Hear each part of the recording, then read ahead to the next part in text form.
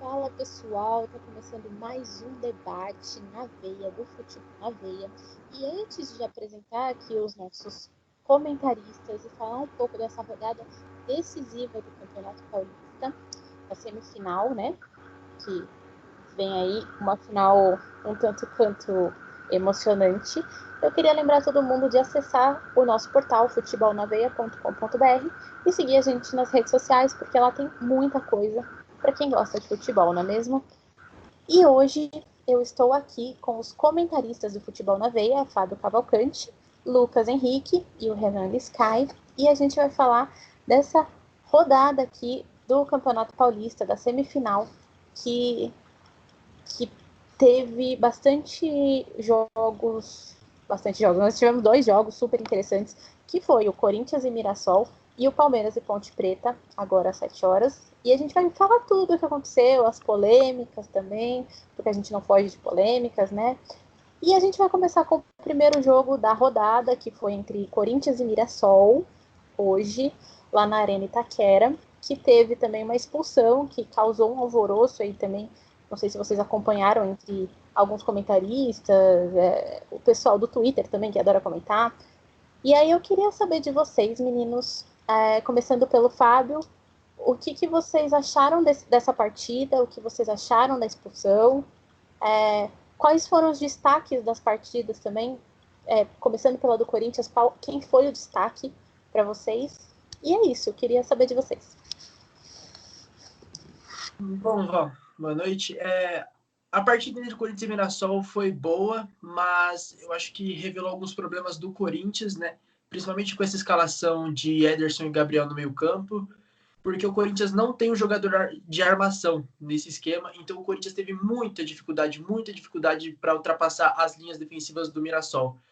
O Corinthians quase não criou oportunidades claras de gol no primeiro tempo, a não ser em algumas jogadas ali de fundo com os jogadores de lado de campo, mas foram muito raras, mas o Corinthians teve posse, teve domínio, mas faltava aquele jogador para dar um passe diferente, para tentar algo.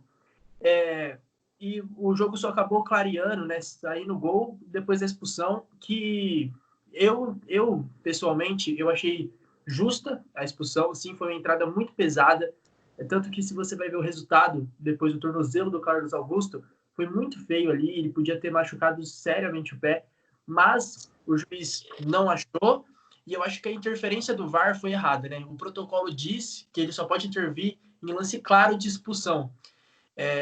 E eu acho que esse não era um lance claro de expulsão. O juiz foi lá, viu e interpretou como expulsão, mas não era um lance claro. Então a intervenção do VAR eu achei um pouco equivocada. Mas a expulsão, sim, foi justa, na minha opinião. Mas eu acho que o Corinthians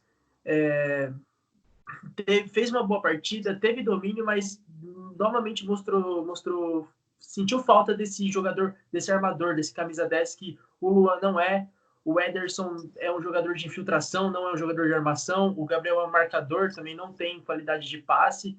Então o Corinthians revelou algumas dificuldades, mas foi um jogo interessante. Certo. Lucas, também queria saber sua opinião. No geral, eu concordo bastante com o Renan. A intervenção do VAR é o que pegou, até porque está trazendo até agora, né? Dividiu muita gente, se era para amarelo, se era para vermelho. Eu, na hora, fiquei com a questão de amarelo, mas também tipo, dá para citar o vermelho. Ele falou sobre o quão feio ficou a lesão, o machucado. Então, a intervenção do VAR, para mim, acho que foi o erro que causa polêmica dessa. Sobre os destaques do jogo, eu acho que dá para falar do Ederson, porque para o Corinthians, do lado do Mirassol, o goleiro Kevin, que de novo fez alguns erros. É verdade que o Corinthians acabou não tendo tantos, né? Ainda tem essa carência técnica que a gente tanto fala. A gente vê o sistema tático do Corinthians bem definido, e até aqui funcionando, chegou até a final, mas ainda tem toda essa carência, né?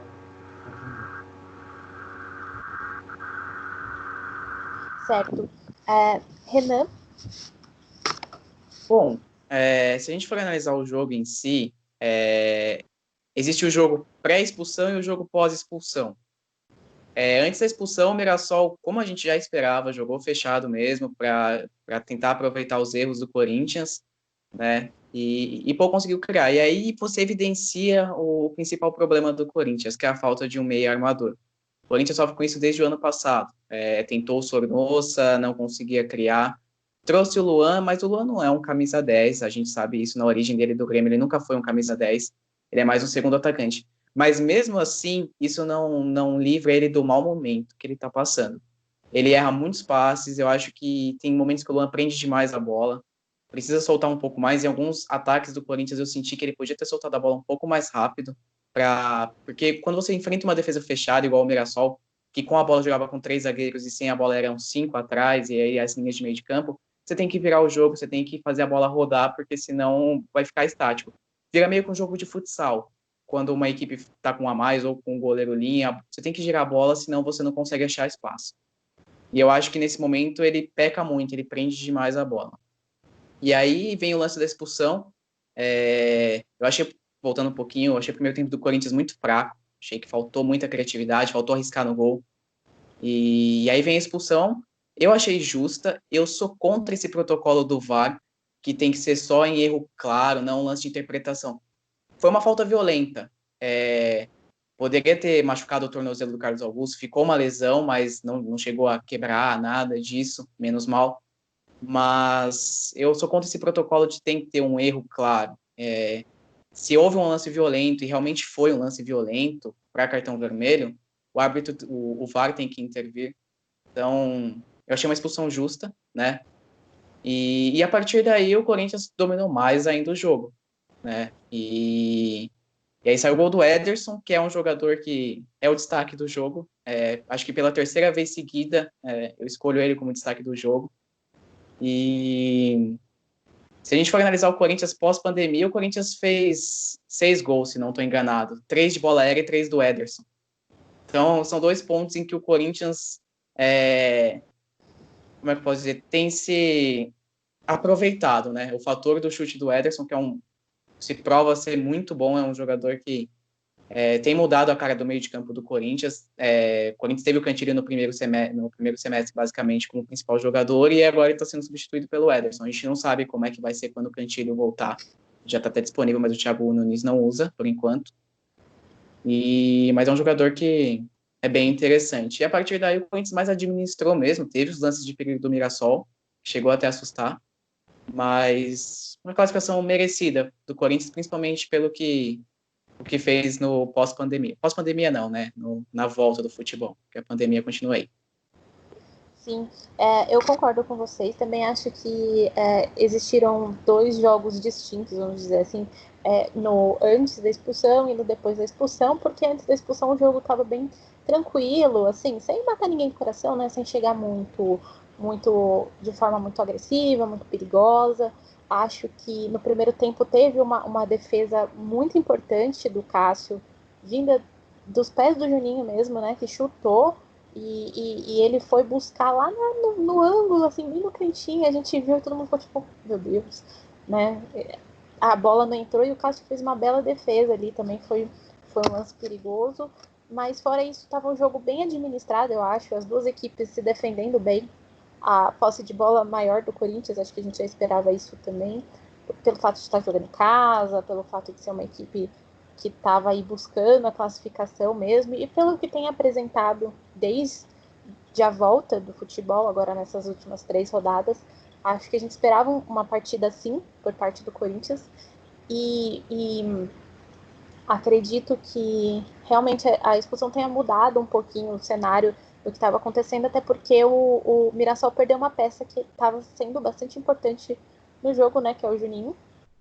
Eu estava gostando do futebol que ele estava apresentando ali dentro de campo até então.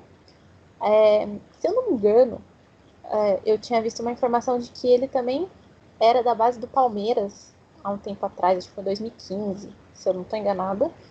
E agora está no Mirassol, enfim, é interessante fazer essas conexões, né, que a gente vê os jogadores por onde eles vão passando, né.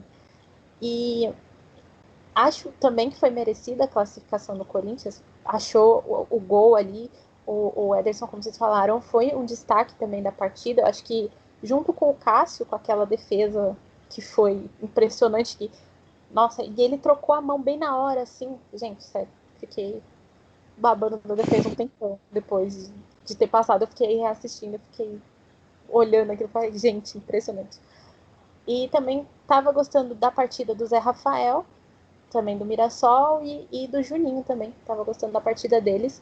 Acho que foi merecida e que vai dar uma pimentada nessa final do Campeonato Paulista, porque do outro lado teremos um Palmeiras. Então, Palmeiras e Corinthians novamente se enfrentarão. Acho que o primeiro jogo vai ser na Arena Corinthians e o segundo jogo vai ser no Allianz Parque.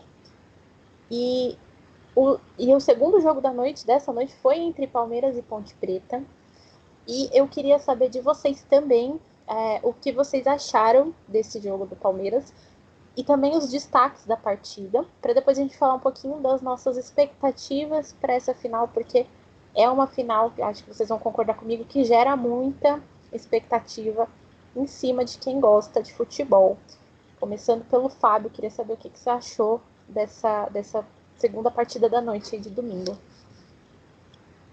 Então, Valéria, a gente tinha feito bastantes críticas ao Palmeiras, né, na partida contra o Santo André, pela falta de criatividade do time. Ele tinha tido muita posse e não conseguia converter essa posse em chances claras.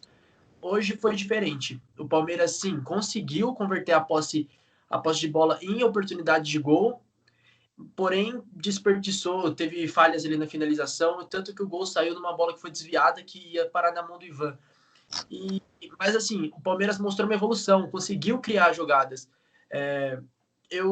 Inclusive, meu destaque passa por isso, que foi o Gabriel Menino, que ele criou muitas oportunidades de gol, mas eu também não posso deixar de citar o Ivan, porque, como eu disse, o Palmeiras criou muitas oportunidades, foi um time mais ofensivo, e não conseguiu fazer um placar maior, mais elástico, por causa do Ivan.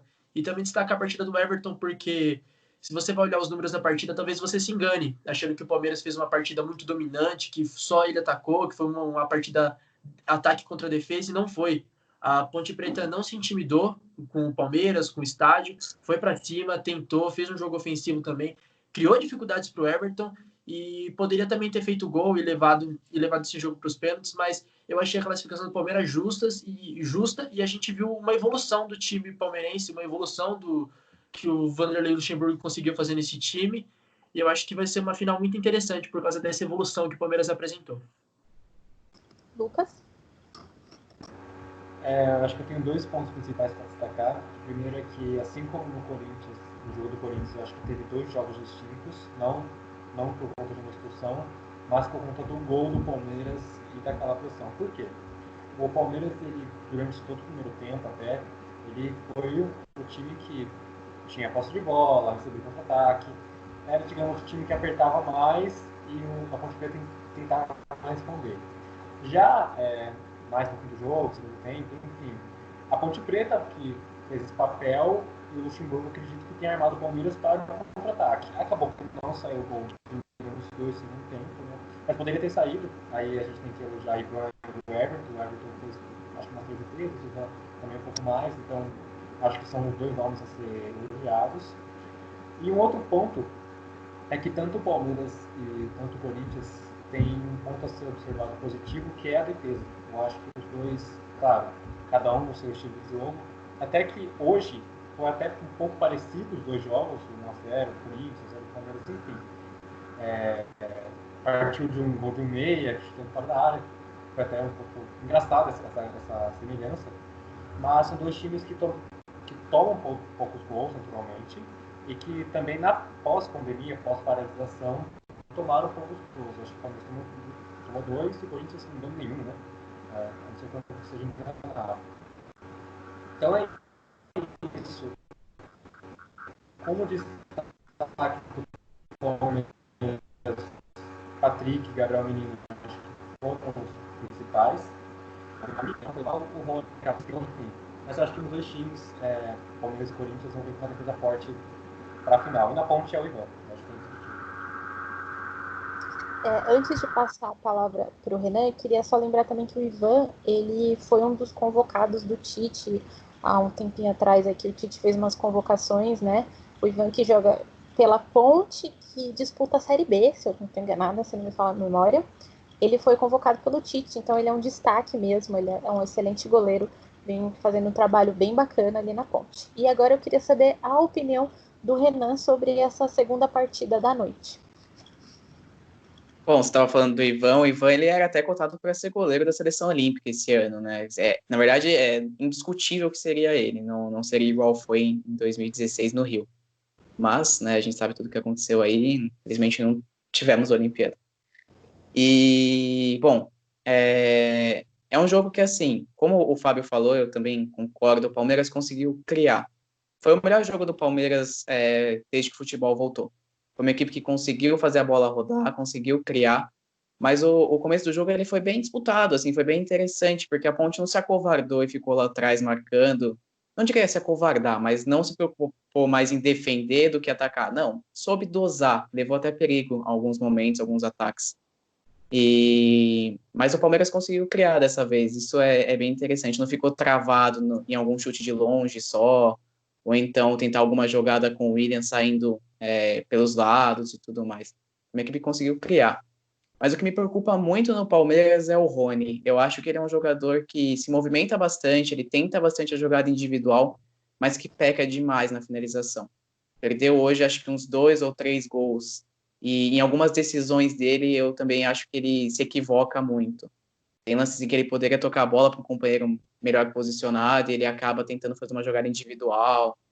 Então é um ponto que, assim, é positivo a evolução dele, o fato dele tentar ir para cima, tentar os gols, mas precisa trabalhar um pouco mais as decisões dele em determinados momentos.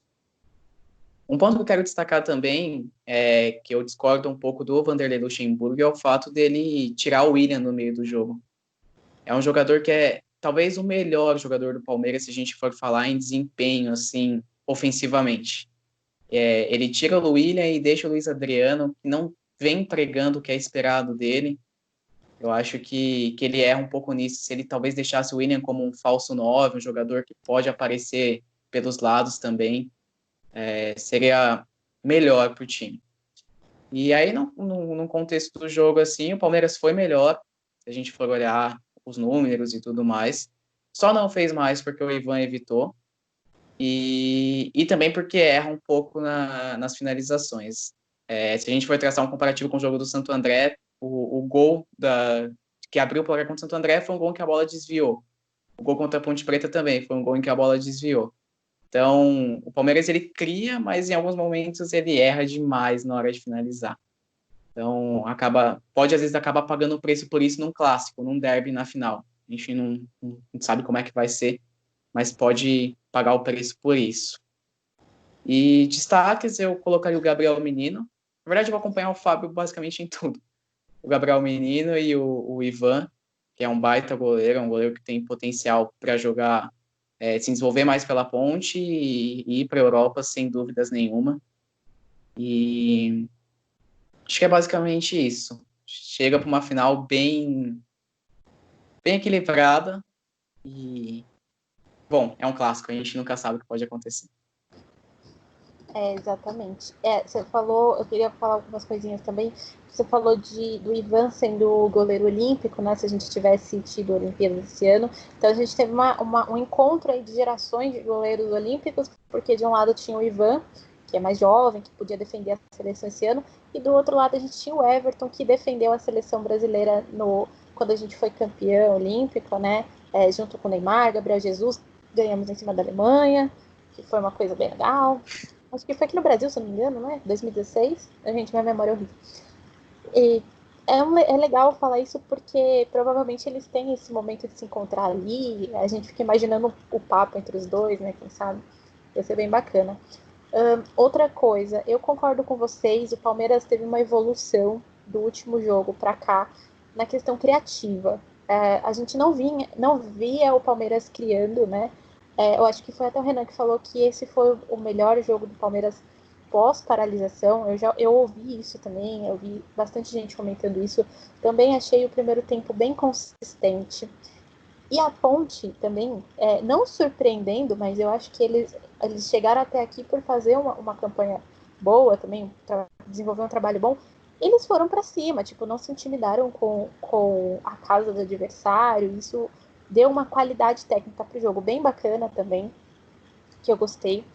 Achei que, se não fosse o Ivan também, claro, o Palmeiras perdeu bastante gols também. Acho que o William, apesar de eu concordar com vocês de sim, tem que manter ele, não pode ficar tirando ele todo meio de jogo, tem que manter.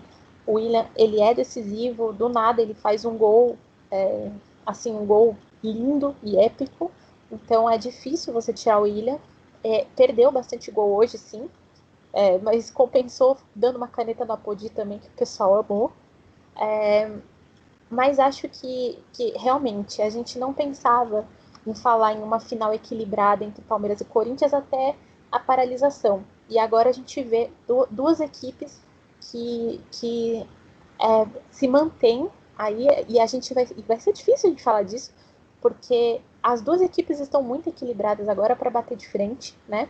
Como vocês falaram, nos últimos jogos o Palmeiras tem tido essa dificuldade de criar e de acertar o gol mesmo, de finalizar. E o Corinthians, por outro lado, também vem com essa vontade de vencer também e com esse equilíbrio que os dois vão mostrar pra gente nessa final. Então vai ser bem interessante. Acho que bastante gente vai ficar nervoso aí nessa final, né, gente? Porque são 2 jogos, então a gente tem que esperar até quarto, depois tem que esperar até domingo para saber o resultado final. Então, dependendo aí do primeiro placar, o pessoal vai começar a roer a unha. E quero saber de vocês eu esqueci de falar meus destaques, né? Meus destaques vão pro Ivan, claro, foi excelente o jogo todo, e o Gabriel Menino e o Patrick de Paula, que são 2 jogadores da base que o Luxemburgo está dando abertura para entrar em campo. E se o Gabriel Veron não tivesse lesionado, tenho certeza que ele ia entrar também. O Angulo ia entrar hoje, mas o Luxemburgo priorizou o Lucas Lima para segurar mais a bola, porque o Felipe Melo acabou saindo lesionado. A gente não sabe o que aconteceu, espero que ele esteja bem. Mas é isso, acho que a base do Palmeiras vem se mostrando também bastante importante nesses jogos. Patrick de Paula decidindo o jogo hoje, né? Fazendo gol. E é isso. Quero saber de vocês quais as expectativas. Eu não vou perguntar palpites, mas se vocês quiserem falar palpites, acho meio difícil palpitar um clássico, né? Mas quem quiser falar um palpite também, quero saber as expectativas de vocês para esses 2 próximos jogos aí nesse cenário que a gente tem, começando pelo Fábio. Bom, assim, quarta-feira vai ter o primeiro jogo, 15 dias depois, né, 2 semanas depois do primeiro clássico entre eles após a volta da pandemia. E assim, a gente não pode usar aquele clássico como parâmetro, porque as duas equipes mudaram muito desde então. Assim, o Corinthians tinha começado o ano com Camacho e Cantilho sendo o meio-campo titular, que era o meio-campo de criação, de bom passe. Hoje tem Gabriel e Ederson, que é um meio-campo muito mais de defesa, de marcação e de infiltração com o Ederson. E como eu disse, é um meio-campo que não funciona bem com equipes que vão entrar defensivamente, que vão entrar para se defender, que vão jogar atrás da linha da bola, mas não é o caso do Palmeiras. O Palmeiras vai propor jogo, vai atacar até pelo time que tem, e aí esse jogo favorece o atual esquema do Corinthians, que é um time de muito mais reativo do que um time propositivo, né? Um time que propõe menos o jogo, mas que consegue... E quando o adversário ataca ele, como foi o Bragantino, ele consegue criar espaços na defesa adversária, se aproveitar dos espaços que aparecem. Só que o Palmeiras, a gente imaginava que o Corinthians ia entrar defensivamente, o Palmeiras vinha mostrando bastante dificuldade para infiltrar defesas bem armadas. O que mudou. Hoje o Palmeiras mostrou que pode criar oportunidades contra o Corinthians. Então é um jogo completamente diferente do que foi naquela quarta. É difícil realmente falar um palpite. Acho que quando acabou as quartas de final, todo mundo falou que o Corinthians era favorito, mas após a partida de hoje do Palmeiras, é difícil apontar o favoritismo do Corinthians ainda. Então a gente fica bastante apreensivo, né, os torcedores das duas equipes, e fico ansioso para ver, porque eu acho que vão ser duas partidas bem interessantes entre as equipes. Eu não apostaria em favorito, não. Serão partidas intensas. Lucas? Eu acho que o tamanho da final é gigante, né? Como foi, né? Na última final do Palmeiras Corinthians, eu acredito que vocês concordam comigo, foram 2 jogaços, 2 bons jogos, confusão, polêmica, enfim. A outra final foi bem interessante. Palmeiras e Corinthians eram times muito cobrados nesse Paulistão, eu acho. O técnico do Corinthians com certeza estava muito impressionado. Eu acho, quando chegar à final, aliviou a pressão em cima do Thiago. E o Palmeiras também, né? Sempre tem aquela coisa, muito bom, que não conseguia achar um esquema bom, ou jogadores que não cumpriam o que prometiam. E acabaram que são 2 times muito cobrados e que chegaram às expectativas. Vamos ver quem vai sair com o título, mas acho que independentemente são 2 trabalhos eficientes, tanto do Luxemburgo quanto do Thiago Nunes. E é uma final que a gente vai ser diferente da outra final, eu acredito, em termos tático, em termos técnico. Eu acho que os 2 times voltaram melhor da parada, houve muita evolução, acho que é consenso, né? A evolução existiu. São 2 times que a gente vem tendo disputa. E o Corinthians vencendo os últimos estaduais e o Palmeiras querendo voltar, né, a ter o título do Paulista. Então acho que tem tudo para ser uma baita final de novo do Palmeiras Corinthians. É isso. Renan? A gente vai ter 2 derbys numa final em um cenário totalmente atípico, né? A gente é tão acostumado a ver Arena Corinthians, Allianz Parque lotado, e isso pode fazer diferença, porque quando você joga em casa uma final, a tendência é que você vá para cima, a tendência é que você pressione, faça valer o seu fator casa. E na verdade o que vai acontecer são 2 jogos, claro, cada um na sua casa, obviamente, mas sem torcida e que prometem ser taticamente bem interessantes. É um cenário que é totalmente diferente, muda um pouco o clima da final. Vai ser muito mais estudado, vai ser muito mais no pensamento, na estratégia, do que realmente naquele abafa, naquela pressão. Vão ser 2 jogos bem mais estudados. Principalmente o primeiro. Porque quando você vai para o segundo jogo, você já sabe o resultado do primeiro, você sabe o que você tem que fazer. No primeiro jogo, não. Você vai chegar cada um com a sua proposta e tentar ganhar aquele primeiro jogo. E o Corinthians evoluiu muito depois que o futebol voltou. É um time que se mostra muito bem postado defensivamente. Talvez o Thiago Nunes tenha achado o seu quarteto defensivo ideal. É até surpreendente, porque o Carlos Augusto era a terceira opção no começo da temporada, o Avelar era reserva, né? O Pedro Henrique era o titular, e até o Avelar se lesionou e tudo mais. E é uma equipe que não sofreu gols, mas também é uma equipe que tem suas dificuldades para criar. E contra um Palmeiras que conseguiu criar, conseguiu provar hoje que pode ser uma equipe criativa e que pode causar perigo, e com uma defesa também muito boa. E a gente não pode ler, claro, os derbys recentes mostram que o Corinthians ultimamente tem se dado melhor, tem feito valer o fator derby, aquela força, aquela raça, que às vezes a raça ganha da técnica, a gente pode até dizer assim, mas é uma final, então tudo pode acontecer, não tem favorito, já não tem favorito em derby, numa final então menos ainda.